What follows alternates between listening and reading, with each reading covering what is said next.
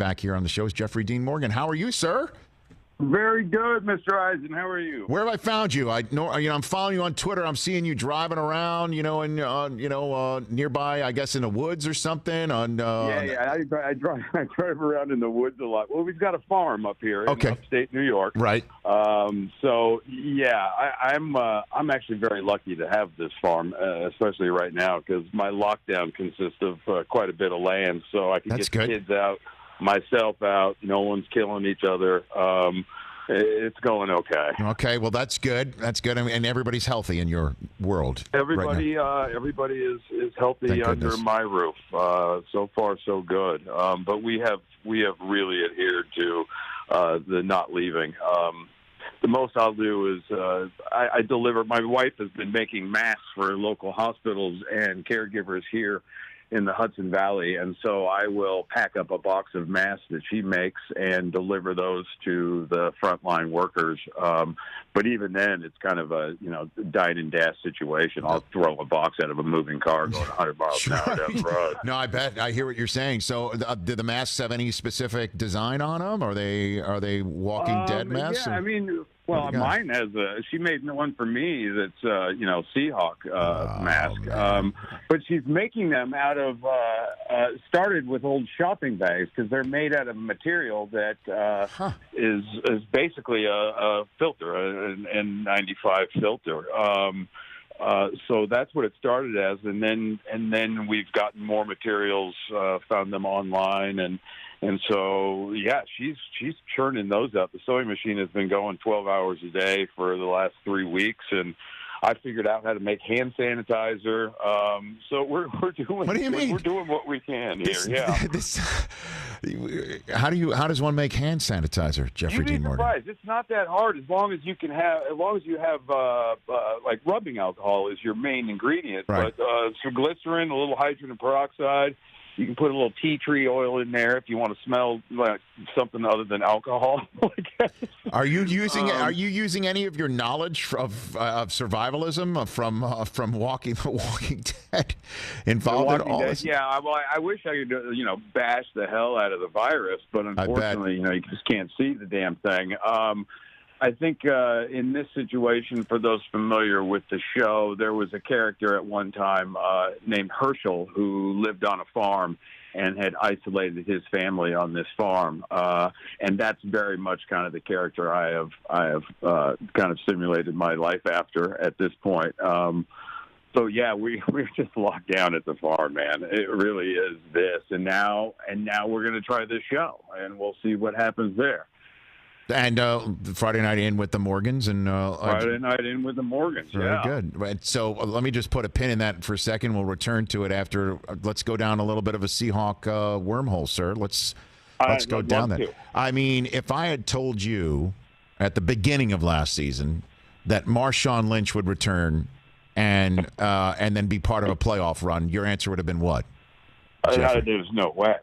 There's no way. I knew that we would be in the thick of things for a playoff spot, but to bring Marshawn back, to see old number 24 beast mode come back, I tell you, I bought all that merch. The second it was announced, I was on the beast mode website buying everything that I could.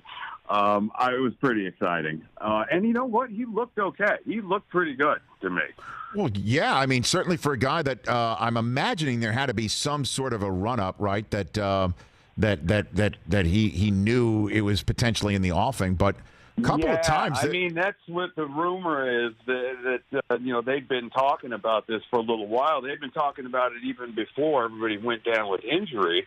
Marshawn had been at the Seattle offices and said hi to everybody, and I think talk started then, just for him to kind of back up Carson. And then when everybody got hurt, that was it. Yeah, boy, it was a bummer. And then that last game of the year against the Niners, to come a quarter inch from winning the division. Oh boy, Rich, what can I say? Well, I'll tell you what, Jeffrey, the crazy thing, and we've talked about it on this show ad nauseum, might as well just bring it up here. I mean, that quarter inch that was on Sunday Night Football, the finale, game 256 of the regular season, had that been, a quarter inch in the other direction, San Francisco would have been on the road to start the playoffs as the 5 seed. The Saints would have gotten a bye. The Packers would have gotten the 1 seed, and the Seahawks would have gotten a home game the following weekend. I mean, that's what you want to talk about. Normally, baseball's a game of inches. That was a game of quarter inch right there in the NFL. It really was. I've relived these moments quite a bit in my mind. The mindless things all of a sudden will just pop up. Sure. And that's the new one for me, is that moment. That would have changed the whole NFC playoff picture for sure. And Seattle at home, you can't bet against them at home ever. Russell Wilson is something to behold, and how he consistently pulls off these games. I mean, last year, I don't know how many comebacks he had. I should know that. But, fourth quarter comebacks, I want him with the ball in the fourth quarter with the minute on the clock, and I feel like we're going to win every time.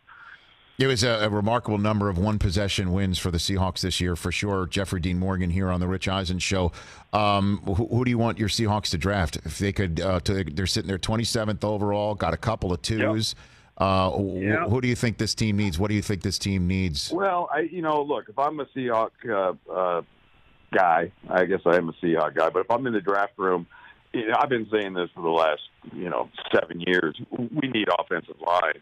But, I think we also need to shore up the edge. And if we can't figure out what to do with Clowney, and I'm really hoping that we get him back, but I think we need help on the edge, and we've got to protect Russell. Every year it's kind of the same story with us at draft time. And then, as we do every year, we'll turn. I think we've got 7 picks this year right now, and I'm sure that's going to turn into 11 or 12. Yeah, right. But this year's a lot different. No one's getting to meet these players. No one's getting to see them work out, so you're really having to just look at film, which I like. I think that's a good way to go about it. But, Seattle's big on character. Pete has his guys that he likes, and it's a very certain kind of a mindset. And so I imagine there's a lot of Skyping going on right now. Yep. But I'd like to see offensive line, and I think there's a couple places we could go in the defense. But I think that Pete and Paul will probably end up getting a receiver. They like a receiver. They like cornerbacks. They always seem to kind of come out of nowhere in draft. So really, it's sort of a guessing game with the Seahawks, and we'll see if we end up with that 27th pick. I just don't see it happening. Yeah, they never do. They never do. They always seem to trade that one out. Your Seahawk fans sit around for 2-3 hours. They're like, okay, finally, here we go. We're ready to eat. And then all of a sudden it turns into a second rounder and 2 threes and a 5 and a 6 and whatever. But, hey, it works out. I mean,